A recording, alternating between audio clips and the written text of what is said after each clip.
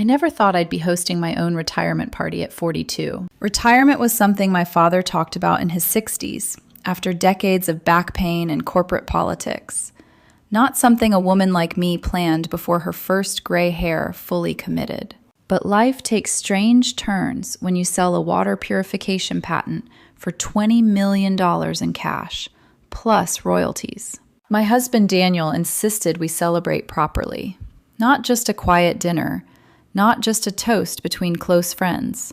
He hired a professional caterer, a bartender mixing cocktails with names like The Innovator and Silicon Sip, and ordered enough artisanal cheese to feed a small European monarchy. You deserve the spotlight, he told me, adjusting his cufflinks in the mirror.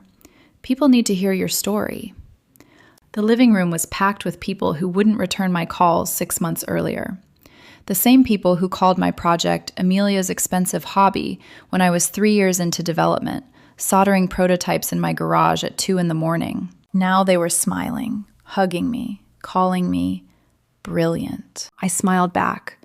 I've always been good at smiling when it's useful. Everything was fine until right before the toast. I was standing by the bar, reaching for my champagne glass, the one with the tiny chip on the rim I'd used for years. It's ridiculous, I know. A chipped glass is a comfort object. But nobody else would drink from it, which made it mine. That's when I saw Daniel lean over it. He glanced around, quick, sharp, calculating, like someone checking for cameras before crossing a line. From inside his jacket pocket, he pulled out a small brown vial. Not cologne, not vitamins. He squeezed several drops into my champagne, swirled it with his finger, placed the glass back on the bar, as casually as if he'd added a lemon twist. My heart didn't race. It didn't have time. It just tightened. 8 years of marriage, a 14-year-old son upstairs getting dressed, a $20 million deal finalized last Tuesday, and my husband seasoning my drink. I didn't gasp, didn't confront him. I smiled. Because when someone tries to poison you at your own retirement party, you don't panic. You pay attention. My name is Amelia Carter. I'm 42 years old, and until that night, I believed intelligence could protect you from betrayal. I'm a chemical engineer by training.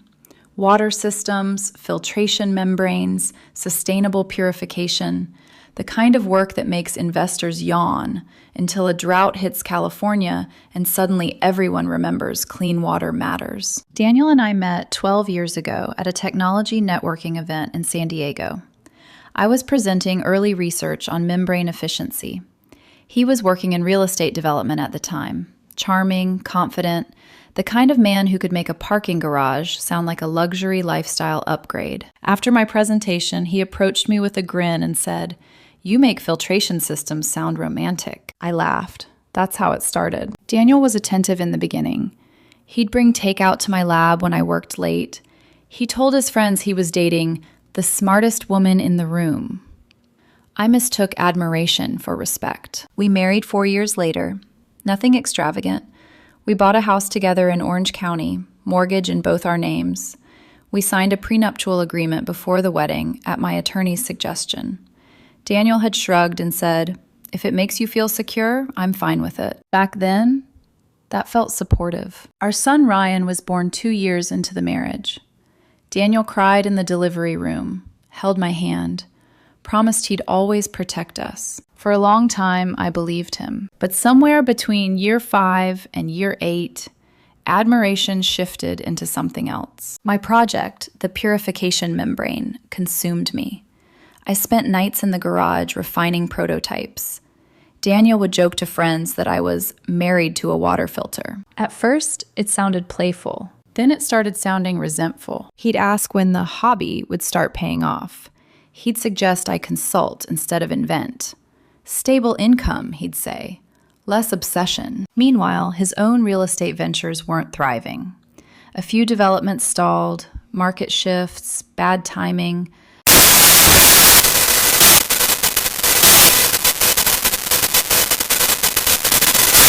Still, there were signs. Daniel became increasingly interested in my business structure, asked detailed questions about intellectual property ownership. Who exactly was listed on the patent? What happens if something happens to you? I thought it was normal curiosity. We were married. Of course he'd wonder. The prenup was clear. What we built together would be split in divorce. But intellectual property developed solely by me remained mine. The patent was registered under my name and my LLC, not his. He'd smiled when he signed the prenup years earlier, but he never forgot it. Then, last Tuesday, the deal closed. $20 million wired into my account. Royalties structured for the next 15 years. I told Daniel we'd sit down with financial advisors before making any moves. We hadn't even updated my will yet.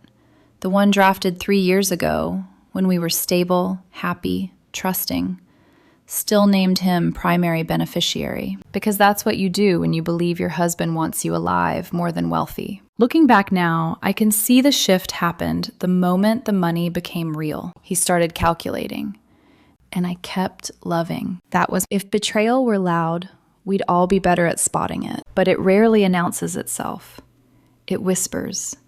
It adjusts its tone. It becomes practical. The week after the deal closed, Daniel changed.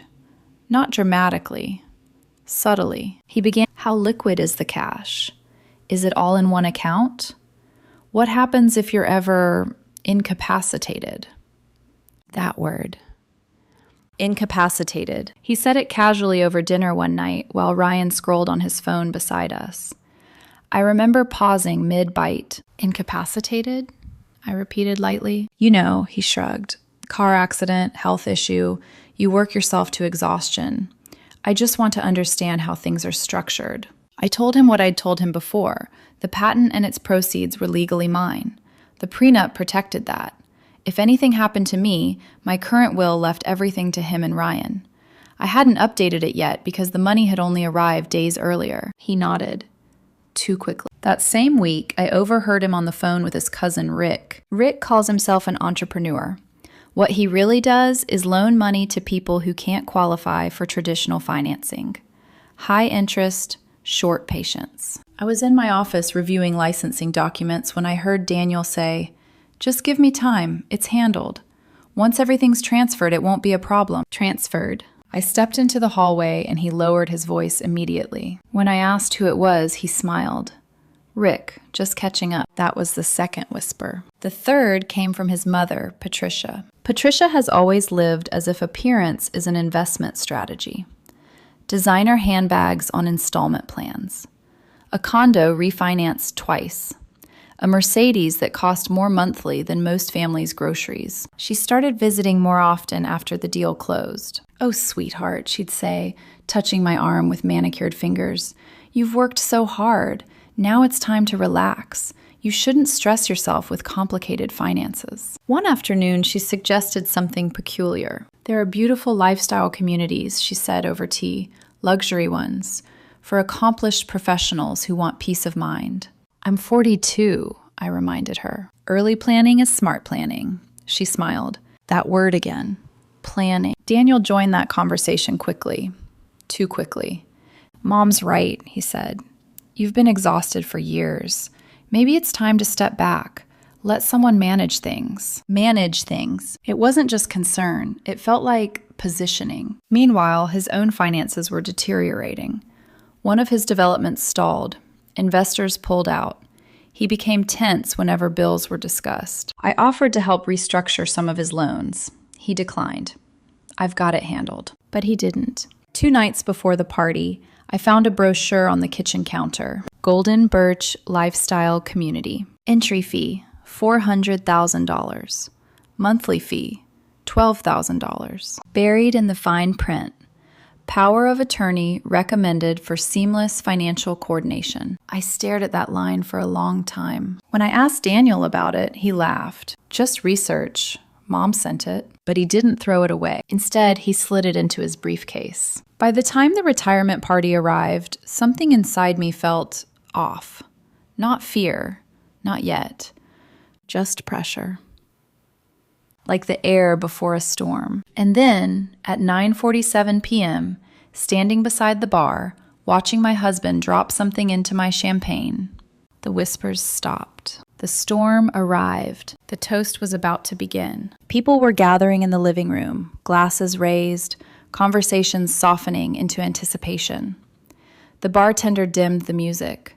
Someone tapped a spoon against crystal. Daniel stood near the center, smiling like the devoted husband of a brilliant woman. I stood at the edge of the bar, holding the chipped champagne flute, now altered. My pulse was steady, almost eerily steady. When shock hits, sometimes your body chooses survival over panic. Mine chose clarity. I replayed what I'd seen in perfect detail. The brown vial, the drops, the swirl of his finger. He hadn't hesitated. That's what unsettled me most. Not anger, not trembling, just precision. Patricia positioned herself front and center, of course. She wore heels so high I wondered if altitude sickness was possible indoors. She clutched her designer handbag like it contained classified secrets. Ryan stood near the couch, awkward in the button-down shirt Daniel insisted he wear.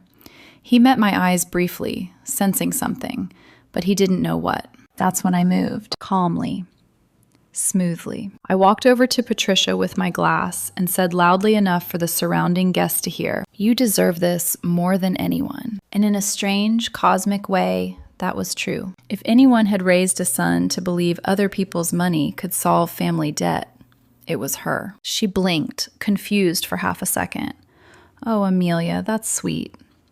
I handed her the chipped glass, the one Daniel had touched. She hesitated only briefly, likely wondering why I didn't fetch her a fresh one.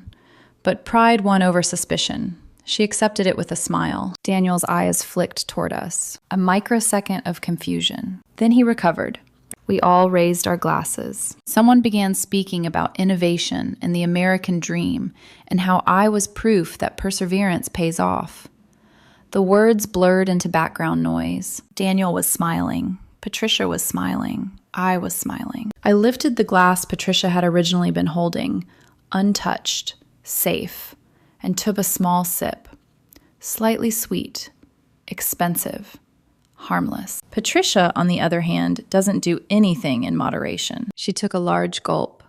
30 seconds later, her laughter stopped mid-syllable. Her face didn't just pale, it shifted, like someone unplugged her from the inside. Her eyes widened. Her hand flew to her throat. The sound she made wasn't dramatic. It was mechanical. A sharp, choking gasp, as if her body had forgotten how to cooperate with itself. Then her knees buckled. She hit the marble floor hard enough that I heard the impact over the music. Her glass shattered near the fireplace. Screams erupted. "Call 911! Is she choking? Oh my God, Patricia!" Daniel rushed forward, dropping to his knees beside her. His performance was extraordinary. "Mom, Mom!" he shouted, shaking her shoulders. Tears formed instantly. Too instantly. Ryan stood frozen by the couch, pale, processing chaos in fast motion. Someone attempted CPR, even though Patricia was still breathing. Shallow, twitching, unconscious. And I stood there, holding the safe glass, watching. Too calm. Inside, one thought crystallized with brutal clarity. He meant for me to be on that floor. Paramedics arrived quickly. Good neighborhood, efficient response times. Property taxes demand excellence. They loaded Patricia onto a stretcher. Daniel climbed into the ambulance beside her, still shouting instructions no one asked for. Guests whispered theories. Stroke, allergic reaction, food poisoning. No one said poison, because no one saw what I saw. Ryan and I followed in our car. He was silent in the passenger seat. Halfway to the hospital, he finally asked, very quietly, "Mom, why did you switch the glasses?" I didn't answer immediately, because in that moment, my 14-year-old son stopped being a child and became a witness. Ryan's question stayed suspended in the air between us. "Why did you switch the glasses?" His voice wasn't accusing. It was observant, careful. I kept my eyes on the road, hands steady on the steering wheel. "What did you see?" I asked gently. He swallowed. "Dad put something in your drink." There it was. Not imagination, not paranoia, confirmation. "I wasn't sure," he continued, "but it looked weird. And then you gave it to Grandma. Grandma. The word twisted in my chest. I hadn't meant for Patricia to collapse. I meant to survive. I need you to remember exactly what you saw, I told him quietly. Every detail. And don't talk about it with anyone except me. Not your dad, not grandma, not friends. He nodded slowly.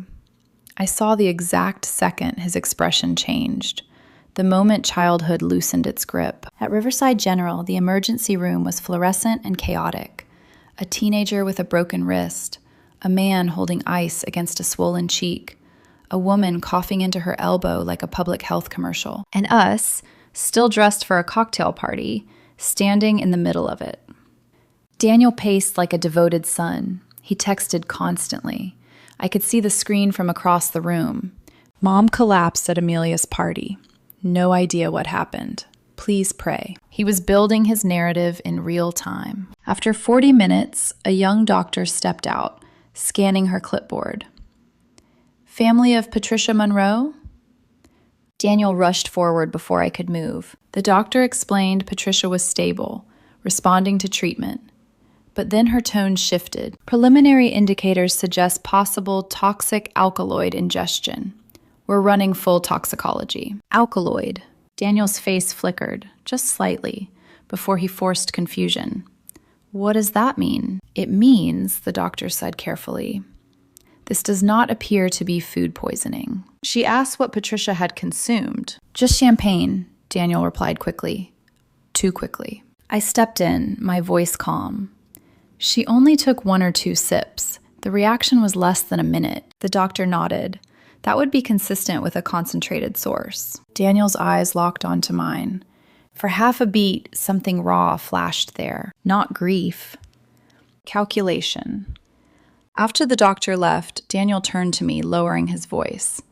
This is insane. How could champagne do that? Maybe it wasn't the champagne, I said evenly. He held my gaze. Testing, searching for accusation. I gave him none, because confrontation without preparation is suicide. Ryan and I sat together while Daniel went back to Patricia's room. My son leaned closer and whispered, Dad's acting weird. I know, I said. An hour later, Daniel returned. His eyes were red now, whether from stress or effort, I couldn't tell. He sat beside me and placed his hand gently on my knee. I'm glad you're here, he said softly. I don't know what I'd do without you. It should have felt comforting. Instead, it felt like assessment. His eyes kept scanning me. My hands, my breathing, waiting. Because in his version of the night, I was supposed to collapse. And I hadn't. We drove home close to midnight. Ryan fell asleep in the back seat. Daniel stared out the window, silent. I drove. And I thought. People don't attempt murder over arguments. They do it over money. $20 million wired last Tuesday. My boutique-loving mother-in-law drowning in debt. Daniel's stalled developments. His cousin Rick circling with high-interest bridge loans. My will still naming Daniel primary beneficiary. If I died before updating it, everything would legally transfer to him. The patent, the royalties, the cash. He wouldn't have to fight the prenup. Death bypasses divorce. By the time we pulled into the driveway, I wasn't heartbroken. I was strategic. When Daniel went upstairs, I locked myself in my office. I poured a drink, but not before examining the bottle seal, holding it to the light, checking the cap. This was my life now. A 42-year-old woman who just made $20 million. Inspecting her own bourbon like a detective in a crime novel. I opened the bottle directly in front of my desk camera. If I was going to drink something, I wanted proof I'd opened it myself. Paranoia? No. Preparation. Because this wasn't rage. It was accounting. And accounting leaves a paper trail. I didn't sleep that night. Not because I was afraid Daniel would attack me in my sleep, though the thought crossed my mind, but because my brain refused to power down. It was mapping timelines, motives, vulnerabilities. At 6:12 a.m., while the house was still quiet, I called my lawyer. Her name is Regina Alvarez. She drafted my prenup 8 years ago and has the kind of calm voice that makes chaos sound manageable. She answered on the second ring. Amelia? I think my husband tried to poison me last night. Silence. Not disbelief. Processing. Start from the beginning, she said. I told her everything. The party, the vial, the glass, Patricia collapsing, the hospital, the doctor mentioning toxic alkaloids, Daniel's behavior. When I finished, Regina didn't gasp. She said one sentence that steadied my pulse. We're going on offense.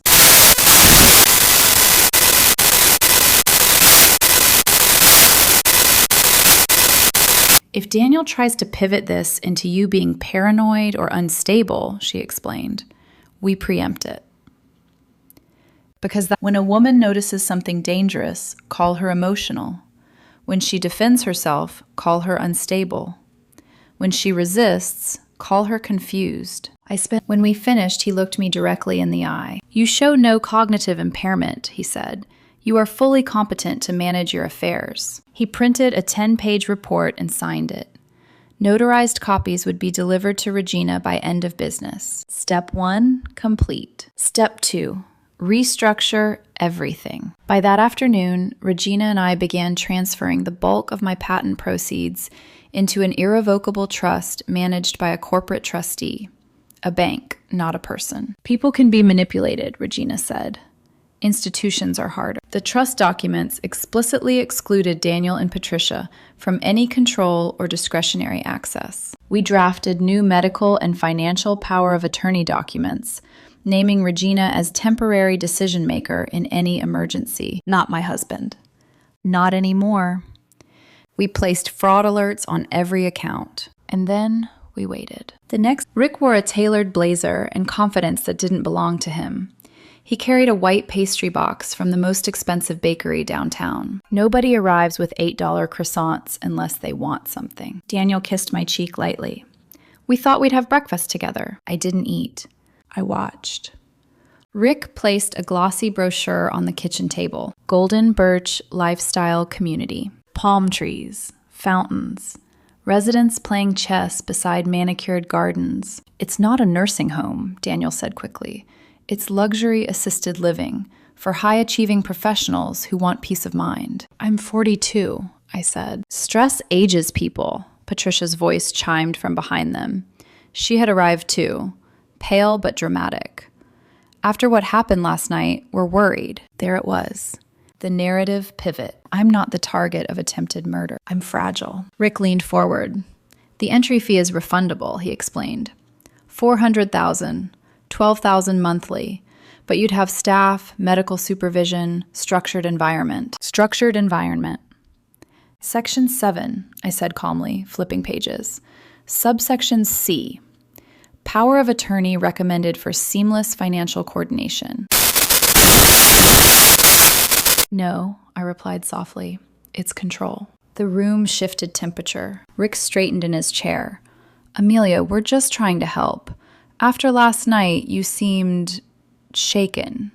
I was almost poisoned, I said evenly. I'm not shaken. I'm observant. Daniel exhaled sharply. You're being paranoid. And there it was. Paranoid. I saw you put something in my glass, I said quietly. Patricia gasped theatrically. Rick's jaw tightened. Daniel's face drained of color, but only for a second. Then indignation replaced it. That's insane, he snapped. You're twisting things. Mom collapsed. You're projecting. Projecting. They were moving fast. Attempted incompetence narrative. Rick stood, using his height like leverage. Maybe we should schedule an evaluation, he suggested smoothly, just to be safe. I smiled. Daniel froze. Yesterday afternoon, I continued. 3-hour neurocognitive assessment. Fully competent. Silence. Patricia's hand trembled. Rick's jaw worked. Daniel recovered with anger this time. You went behind my back? No, I said calmly. I protected myself. That was the moment something shifted inside me. Not fear. Not rage. Clarity. They weren't grieving. They weren't confused. They were accelerating. And desperate people make mistakes. After they left, pastries untouched, I installed cameras throughout the house. Legal, visible, backed up to encrypted cloud storage. If Daniel wanted to perform, I would document it. 2 nights later, at 8:47 p.m., my phone pinged. Motion detected. Home office. I opened the live feed. Daniel stood at my filing cabinet. He opened the drawer labeled Estate Planning. He photographed every document inside. Power of attorney drafts, trust summaries, account lists. He thought he was being careful. He didn't know Regina and I had prepared a decoy file. A checking account containing exactly $100. A limited power of attorney draft granting access only to that account. A honeypot login page logging every attempted access. 30 minutes later, my phone pinged again. Failed login attempt. IP address recorded. Attempted wire transfer. $4,800. Just under 1 month's boutique rent. Not all at once. Gradual siphoning. Strategic. Calculated. I screenshot everything and sent it to Regina. Her response came 2 minutes later. Beautiful. This is fraud. Do not confront him. I set my phone down and stared at the ceiling. 8 years of marriage. Reduced to evidence folders. But here's the truth no one tells you. When someone decides you're more valuable dead than alive, love stops being relevant. Documentation becomes survival. The house felt different after that. Quieter. Not peaceful. Tense. Like the walls were listening. Daniel started performing softness. Bringing me tea I didn't drink. Asking if I was sleeping okay, suggesting we reconnect. Every gesture now felt like data collection. He wasn't loving me. He was studying whether his first attempt had failed or simply been delayed. At night, I lay awake staring at the ceiling, listening to his breathing beside me. 8 years of marriage reduced to this, calculating the rhythm of the man who once held my hand in a delivery room. The hardest part wasn't anger, it was grief. I kept replaying small memories. Him bringing me late-night takeout when I was developing the prototype. Him lifting Ryan onto his shoulders at the beach. Him telling friends he was proud of me. Was any of it real, or was I just always an investment? One evening, Ryan knocked softly on my office door. Mom? I turned off my monitor. Yeah? He stepped inside and closed the door behind him. His face looked older than 14. Are we safe? He asked. That question cracked something in me. I pulled him into a hug, holding him longer than usual. Yes, I said. We're safe. And in that moment, I realized something terrifying. If I miscalculated, he wouldn't be. Because when someone is desperate enough to poison their spouse, they don't always stop there. That night, Daniel tried again.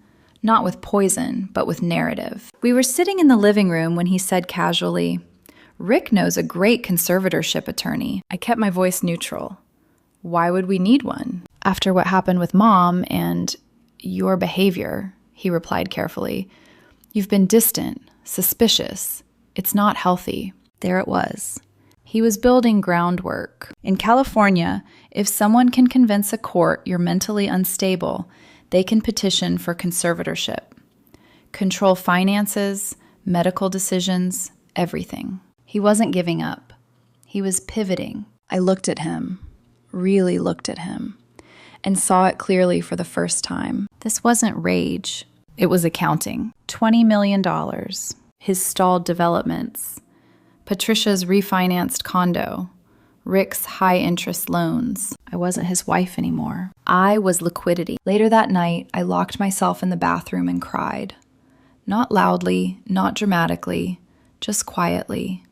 The kind of cry that feels like something dissolving inside your chest. I wasn't crying because I was afraid. I was crying because I finally understood that the marriage I thought I had never existed in the way I believed. Trust is a strange thing. It doesn't shatter loudly. It erodes silently until one day you realize you're standing on nothing. For a brief moment, just a brief one, I wondered if I should walk away quietly, file for divorce, leave the money in trust, protect Ryan, and disappear from the fight. But then I thought about the vial, the drops, the swirl of his finger. He hadn't hesitated. If I walked away without accountability, what would stop him from trying again? On someone else? Or manipulating Ryan later? No. This wasn't just about me surviving. It was about drawing a line. At 2:14 a.m., my phone buzzed. A notification from Regina. Toxicology preliminary results confirmed. Aconite derivative detected. Aconite. Monkshood. A plant-based neurotoxin. Fast-acting. Difficult to trace in small quantities. My stomach tightened. This wasn't impulsive. He'd researched, obtained, measured, administered. And if Patricia hadn't taken that glass, I might not be here reading that message. I set the phone down and stared at the dark ceiling. For the first time since the party, fear finally arrived. Not panic, cold understanding. The man sleeping 10 feet away had planned my death. And tomorrow, he would wake up and pretend to love me again. The moment the toxicology report confirmed aconite, everything shifted from suspicion to certainty. This wasn't marital conflict. It was attempted homicide with financial motive. The next morning, I met Regina at her office. She closed the door, placed the toxicology summary on the table between us, and said, "We're not reacting anymore. We're executing." Detective Sarah Martinez from Financial Crimes joined us an hour later. Calm, direct. No theatrics. I handed her everything. The security footage of Daniel photographing estate documents. The honeypot login attempts. The attempted wire transfer logs. The neurocognitive assessment proving competence. The preserved champagne bottle and chipped glass sealed in evidence bags. Martinez listened without interrupting. When I finished, she said quietly, "This is premeditated. We'll need him to demonstrate intent again in a controlled environment. A trap." Regina and I had already prepared for one. We arranged a meeting at Pacific Western Bank. Daniel believed we were finally signing the power of attorney paperwork and initiating the Golden Birch entry fee transfer. He thought pressure had worked. The meeting was scheduled for Tuesday morning at 10 a.m. Daniel arrived confident. Rick accompanied him. The Golden Birch representative sat beside them with a leather portfolio. Daniel squeezed my hand lightly under the conference table. "This is good for you," he whispered. "For us." I smiled faintly. The branch manager, already briefed by Detective Martinez, began reviewing paperwork. Regina slid forward the decoy power of attorney. Daniel leaned in, scanning just long enough to see the words, "Power of Attorney," in bold. He didn't read the restrictions. He didn't notice the account number attached only to the $100 checking account. Greed doesn't read fine print. "Let's initiate the $400,000 transfer," Rick said smoothly. The manager typed deliberately, looked at his screen, then looked up. "That would be from account ending in 4821, he said calmly. "Current balance, $100. The silence that followed was surgical. Daniel blinked. Rick frowned. The Golden Birch representative stiffened. "That can't be right," Daniel said quickly. "There are multiple accounts." The branch manager nodded. "The only account authorized under this document is 4821. That's when the door opened. Detective Martinez entered with the bank's fraud investigator. "Thank you for demonstrating intent in a recorded financial institution," she said evenly. Daniel's head snapped toward me. "You set me up," he whispered. "No," I replied quietly. "You tried to kill me." His face shifted, not into denial, but into anger. Raw, unmasked. "You think you're smarter than everyone," he hissed. "No," I said. "Just you." Martinez stepped forward. "Daniel Monroe, you are under arrest for attempted homicide, attempted grand larceny, fraudulent access to financial accounts, and financial coercion." The sound of handcuffs snapping shut was strangely soft. Rick's chair scraped against the floor as he stood abruptly. The Golden Birch representative looked like she wanted to dissolve into the carpet. Daniel didn't struggle. He stared at me as if I'd betrayed him, as if I had crossed the line. And in that moment, something inside me settled. Not triumph. Relief. Because the question that had haunted me for days, was I imagining it, no longer existed. The truth was visible, documented, irrefutable. As Daniel was led away, he said one last thing under his breath. "You ruined everything." I held his gaze steadily. "No," I said softly. "You did." If you've never watched someone's carefully constructed image collapse in real time, It's quieter than you'd expect. There's no dramatic music, just paperwork. After Daniel's arrest at the bank, the news moved fast. Financial crimes are messy. Attempted homicide tied to a multi-million-dollar patent deal, that attracts attention. By that afternoon, Detective Martinez executed search warrants on our home and Daniel's office. They seized his laptop, his phone, and, most damning, a small wooden box hidden behind a row of business books in our bedroom closet. Inside was another vial, aconite derivative, and printed search history, how to mask bitter taste in alcohol. Life insurance payout timeline, spouse death. Probate transfer speed, California. It wasn't rage, it was research. When the prosecutor later described it in court as financially motivated attempted homicide, the phrase sounded clinical, but what it meant was simple. My husband decided I was worth more dead than alive. Patricia tried to perform the role of wounded mother in the courthouse hallway. She cried loudly about how she was the real victim because she drank the wrong glass. I stopped walking and looked at her. "I saved your life," I said quietly.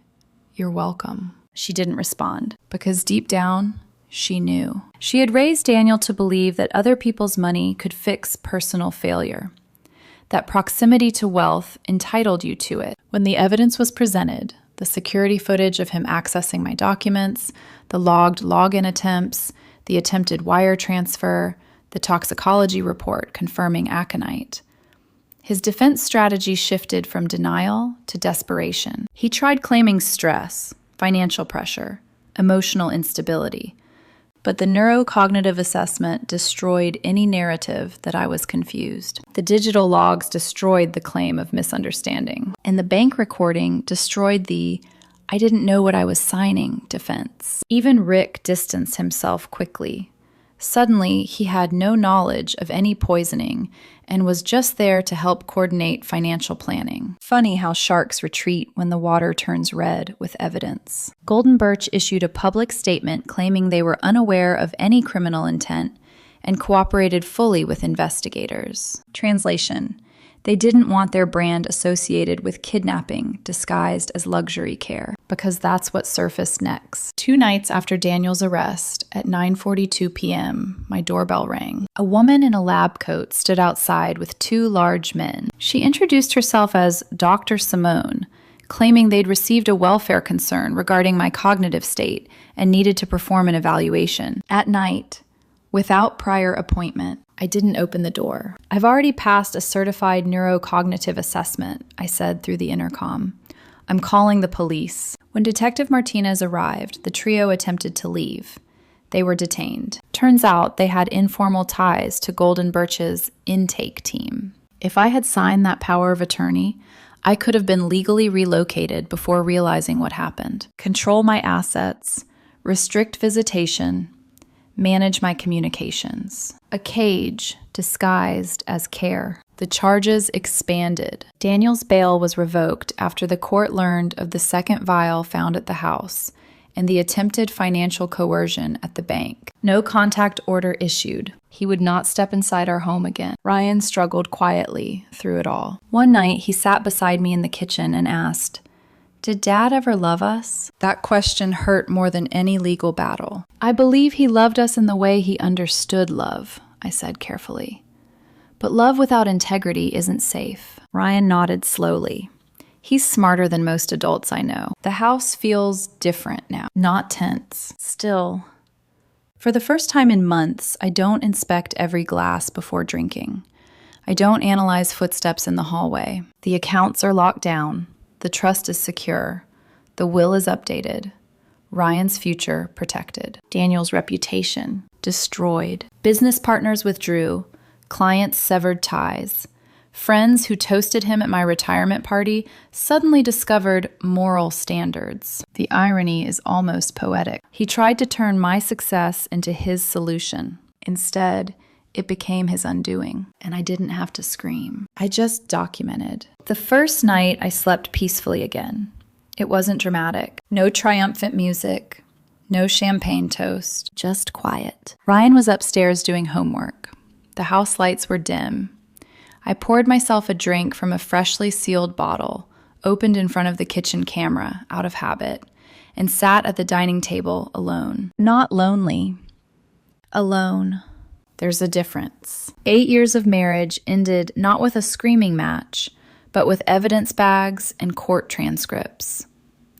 I used to think betrayal would feel explosive. Instead, it felt procedural. What surprised me most wasn't Daniel's greed. It was how quickly clarity replaced confusion once I trusted my instincts. The moment I saw those drops fall into my champagne, something inside me knew. Women are taught to second-guess that voice, to soften it, to rationalize it. He didn't mean it. You're overreacting. It's just stress. No. If something feels wrong, it probably is. Retirement looks different now. I'm not disappearing into luxury. I'm restructuring my time, mentoring young engineers, spending mornings hiking with Ryan, investing in clean water initiatives that actually matter. Money didn't change me, but nearly losing my life did. Ryan and I talk more now, honestly. He's watched how documentation matters, how calm wins over chaos, how you don't need revenge when you have truth. Sometimes the best revenge isn't revenge at all. It's survival. It's living well. It's knowing that someone tried to turn you into an asset on a balance sheet, and you refused to become a liability in your own story. Daniel once told me I was brilliant. He was right. He just underestimated who that brilliance would protect. And if there's one lesson I'd leave for anyone watching this story unfold, it's this. Protect your mind, protect your money, protect your life, and never, ever drink from a glass someone else prepared when millions are on the line.